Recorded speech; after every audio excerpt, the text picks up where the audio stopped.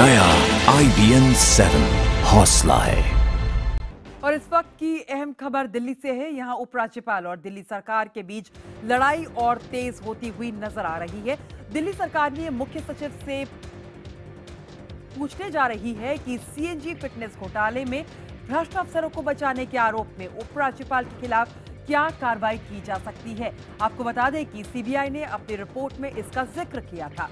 सूत्रों के मुताबिक मुख्यमंत्री अरविंद केजरीवाल इस बारे में राष्ट्रपति से मुलाकात करेंगे।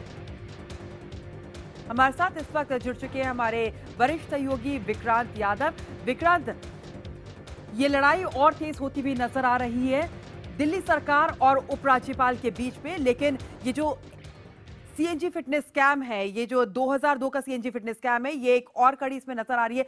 क्या क्या इसमें और डेवलपमेंट हम देख रहे हैं? मुख्य सचिव से रिपोर्ट तलब कर रही है कि आखिर इस मामले में कैसे आगे बढ़ा जा सकता है, कि LG के खिलाफ कोई कानूनी कार्रवाई की जा सकती है। और रिपोर्ट मांगने के साथ साथ इस रिपोर्ट में CBI की जो रिपोर्ट थी उसका हवाला देते हुए चीफ सेक्रेटरी से रिपोर्ट मांगी जाएगी और इसके बाद दिल्ली के मुख्यमंत्री राष्ट्रपति से इस मुद्दे पर मुलाकात भी कर सकते हैं। बिल्कुल विक्रांत, हमें ये भी बताइए कि LG का रोल इस पूरे इसमें क्या रहा था? देखिए, इस मामले में जब ये घोटाला सामने आया था, CBI इस केस की जांच कर रही थी और CBI ने इस मामले में दिल्ली में अक्टूबर में सरकार नहीं थी पिछले साल, तो उस समय LG से सैंक्शन मांगी थी, क्योंकि LG जो थे वो सैंक्शनिंग अथॉरिटी थे। LG से तीनों अधिकारियों के लिए सैंक्शन मांगी गई थी, जिसमें सैंक्शन नहीं मिली थी प्रोसिक्यूशन की। उसके बाद CBI ने एक रिपोर्ट तैयार की थी और वो report anti corruption bureau Delhi सरकार को भेजी थी, जिस रिपोर्ट में ये कहा गया था कि LG को ये फैसला खुद नहीं लेना चाहिए था, बल्कि उन्हें ये फैसला लेने के लिए केंद्र सरकार के पास ये मामला भेज देना चाहिए था और केंद्र सरकार को इस पर फैसला लेना चाहिए था। साथ साथ उन्होंने इस फैसले को इर्रेगुलर भी करार दिया था। इसी जो CBI की जो ये टिप्पणी थी अपनी रिपोर्ट में, उसी के आधार पर अब ये LG के बारे में, LG की भूमिका के बारे में रिपोर्ट मांगी जाएगी और साथ साथ एंटी करप्शन ब्यूरो इस मामले की दोबारा से जांच कर रहा है। वो सभी अधिकारियों की भूमिका की जांच कर रहा है, तो एंटी करप्शन इस मामले की जांच शुरू कर ही चुका है। तो निश्चित तौर पर कह सकते हैं कि एक तरफ से राजनीतिक मामला है जो शीला दीक्षित के अधिकारियों के खिलाफ है, और दूसरी तरफ LG के साथ जो विवाद दिल्ली सरकार का चल रहा था, वो विवाद भी आगे बढ़ता हुआ नजर आ रहा है। बिल्कुल, वो विवाद आगे बढ़ता हुआ नजर आ रहा है। विक्रांत, ये बताइए कि LG ऑफिस से कोई कम्युनिकेशन अभी तक इस बारे में?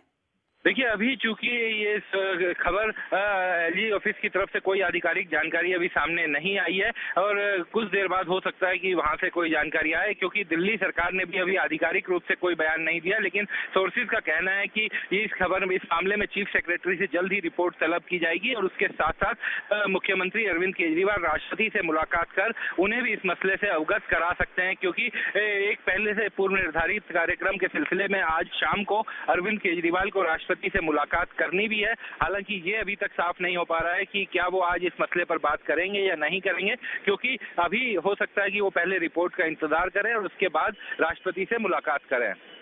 विक्रांत, ये सिर्फ LG के खिलाफ ये जो पूरी केस खुलवाई जाएगी, जांच कराई जाएगी, या फिर ये जो स्कैम हुआ था CNG फिटनेस स्कैम, इसके खिलाफ भी पूरा केस खुलवाया जाएगा? जी, फिटनेस स्कैम तो पायल, उसकी तो जांच ACB शुरू कर ही रही है। ACB ने पहले से उसकी जांच शुरू कर दी है और पूरी फाइल उसकी दोबारा खोली गई है और उस मामले में हो सकता है जल्दी दो जो अधिकारी थे आरोपी, उनको समन भी किया जाए। लेकिन उसी केस की जांच के सिलसिले में उसमें एक पक्ष ये निकल करके सामने आया है कि CBI ने अपनी रिपोर्ट में जो LG के सैंक्शन ना देने के फैसले पर सवाल उठाए थे, उस फैसले के आधार पर क्या किसी तरह। बिल्कुल विक्रांत, आप हमारे साथ बने रहिए। हमारे साथ इस वक्त कांग्रेस नेता मीम अफजल फोन लाइन पर जुड़ चुके हैं।